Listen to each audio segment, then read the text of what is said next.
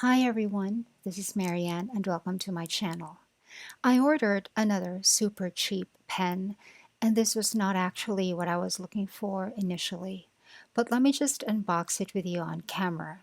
And as always, the link where I purchased this will be in the description box below. That was kind of a straightforward packaging. There was nothing inside the packaging except for the pen in a simple plastic sleeve. And this is the Wingsung 3013. This is a vacuum filler pen, and because of that, it has a huge reservoir. That entire barrel that you can see can hold ink that much. What I was really looking for was the Wingsung 698 because I really like this one that I have. I have shown this in a video before. It's a piston filler pen and it is currently inked with Diamine Kelly Green. And I really like the pen a lot. And I was wondering if I could find the same pen, the Wingsung 698, but in a different color, but still with a transparent barrel. Those exist actually, but they were out of stock. I couldn't find any available.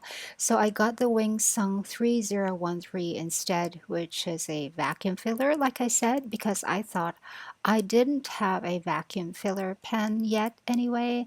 And this was a super cheap pen and it's a Wingsung. I have nothing to lose. I got it in a fine nib, but it also comes in extra fine. I do prefer fine with most fountain pens, and in the 698 I also have a fine nib. They have similar words on the nib, but the engravings are different.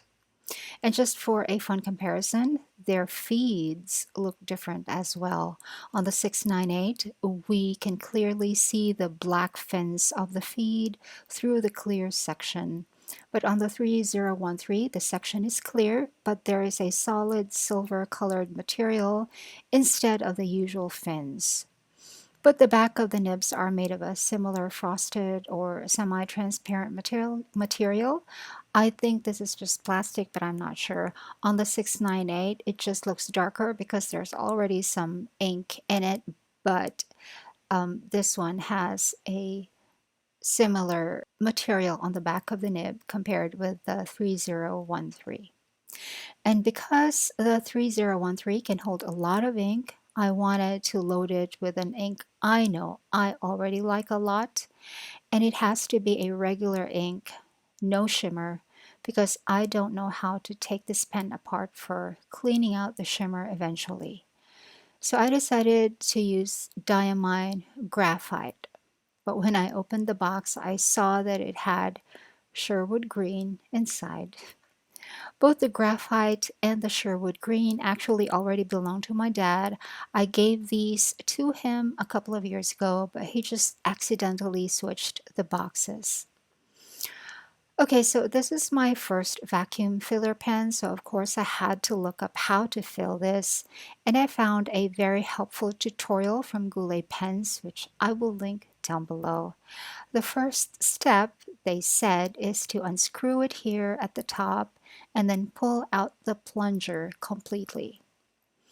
And then I kind of forgot to shake the ink very gently because I think this has been sitting on my dad's desk for months.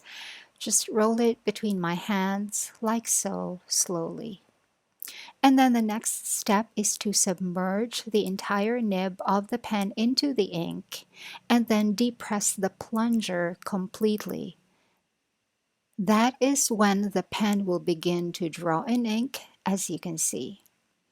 Now this step only filled the pen partially, and that is normal. According to the tutorial video from Goulet Pens, you can repeat the process a few more times to fill the pen more completely. And that is one reason why I think it is better to fill this pen from a full-sized bottle. It will be difficult to fill this pen completely from only a sample vial. You need a lot of ink to draw from. So I want this pen to be more full, so I'm going to repeat the same process. Pull out the plunger completely, and then submerge the nib in the ink, and then depress the plunger completely, and watch as the pen draws in more ink. And then I decided to do it one last time, and that third time did not add much more to the ink. And according to the tutorial video, I don't need to screw the plunger back in. I can just leave it unscrewed, or I can screw it in. The pen will write either way. But if the top is screwed in, I will need to unscrew it again after a few pages of writing. I decided to leave the top unscrewed for now. And then I am just pulling out my ink swatch card for Diamine Graphite, which I already have but have not yet made an actual swatch of. And so I am finally going to be able to fill in the swatch.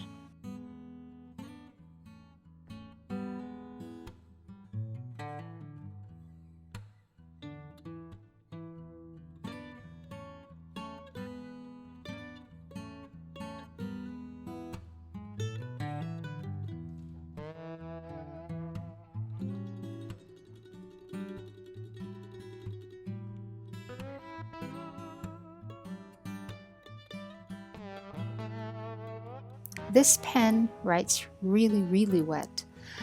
The line really does look like a fine to me, but it is very wet, and I like it.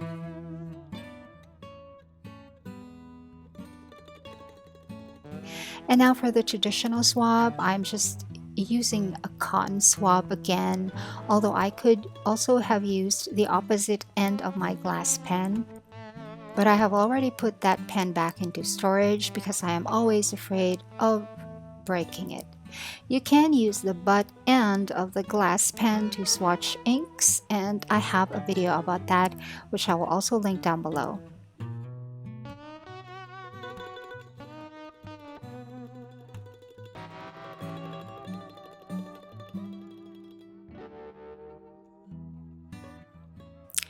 And this is Diamine Graphite, which is a greenish gray.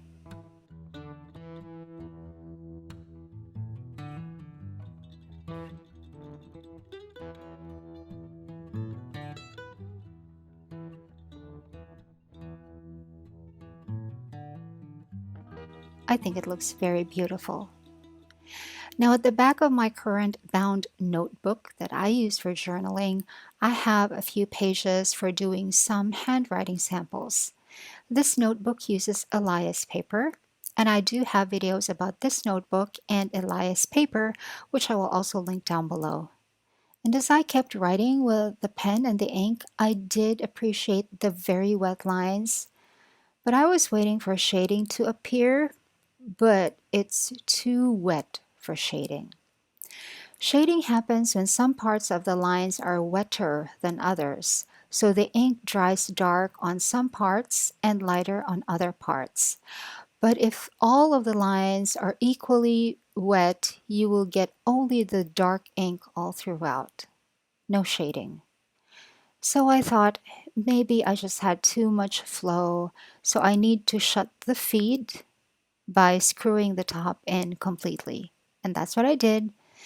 And then after writing even more with a pen that way, I started to see some shading. And that is so much better for me. That has always been my preference. As I write with this pen more and more with the top screwed in completely, more shading will be visible as I go along. But we will see. Now I just want to go through my ink swatches to look for other inks that I have already swatched that are comparable to Diamine Graphite. I do like this ink a lot. It was one of my staple inks a few years ago, and I think this is even my second bottle because this bottle is almost full, but I don't remember exactly. What I do remember is using this ink a lot because I like it so much. So like I said, Diamine Graphite is a greenish gray, and compared with Montblanc Racing Green, which is a grayish olive, the Montblanc looks too green.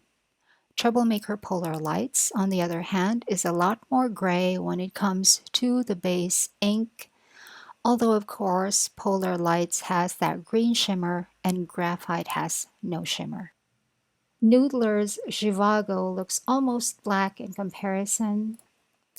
Vinta Armada is a grayish blue with a pinkish sheen, and this is Dominant Industry Downpour, which to my eyes is a neutral gray.